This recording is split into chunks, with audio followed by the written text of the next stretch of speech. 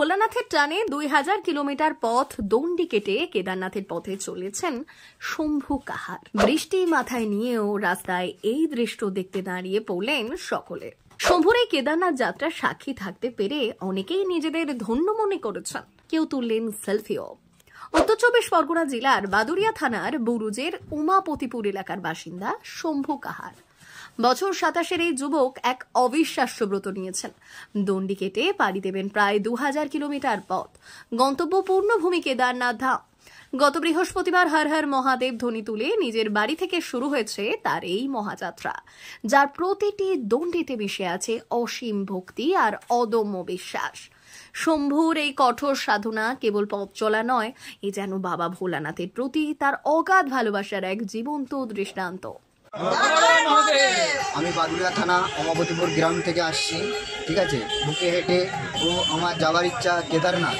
তো তোমাদের আশীর্বাদ, তোমাদের ভালোবাসা না থাকলে তো আমি যেতে পারবো না। তোমাদের ভালোবাসা, তোমাদের আশীর্বাদ যথেষ্ট বাবা ভোলেনাথের আশীর্বাদে পাচ্ছি, ও রাস্তায় সাপোর্ট পাচ্ছি। তোমাদের আশীর্বাদে বাবার কাছে অবশ্যই নিয়ে চলে যাবে। হর হর মহাদেব। মানুষের কাছে মনে করো আমার বাচ্চা মনে করো আগে দুটো নষ্ট হয়ে গেছে, তার জন্য মনে মনে মানসিক করেছিলাম, আশা পূর্ণ হয়েছে। এবার বয়স হয়ে গেলে তো সে আশা পূর্ণ দিতে পারবো না মানসিকটা, এখন থেকে ওই জন্য শুরু করেছি।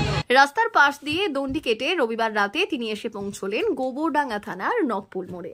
সেখানে কালী মন্দিরের পাশে একটি ক্লাব ঘরে রাত্রিবাস করে আজ সকাল 8টায় আবারও রওনা দিয়েছেন কল্যাণীর উদ্দেশ্যে। এই পথ ধরে তিনি ধীরে ধীরে পশ্চিমবঙ্গের সীমানা পেরিয়ে প্রবেশ করবেন অন্য রাজ্যে, কেদারনাথের পবিত্র ভূমির দিকে। তার এই অলৌকিক যাত্রাপথে দেখা মিলেছে অসংখ্য মানুষের সঙ্গে। অনেকেই শম্ভুকে দেখে থমকে দাঁড়াচ্ছেন, কেউ আবার উত্তরীয় পরিয়ে দিচ্ছেন, আবার কেউ বা আর্থিক সাহায্য দিয়ে উৎসাহিত করছেন তার এই পবিত্র ব্রতকে। সকলের ভালোবাসা আর আশীর্বাদই শম্ভুর পাথেয়। এই ভালোবাসা আর মানুষের বিশ্বাসই তাকে তার লক্ষ্যে পৌঁছতে শক্তি যোগাবে।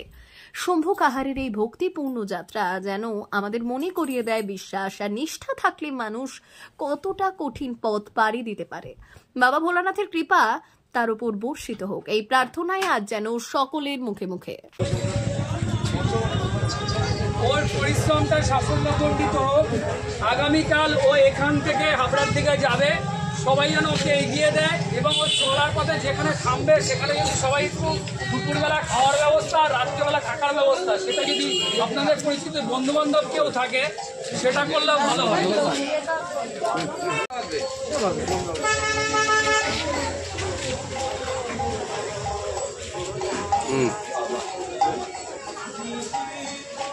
হর হর মহাদেব, জয় শিব শম্ভু, জয় শিব।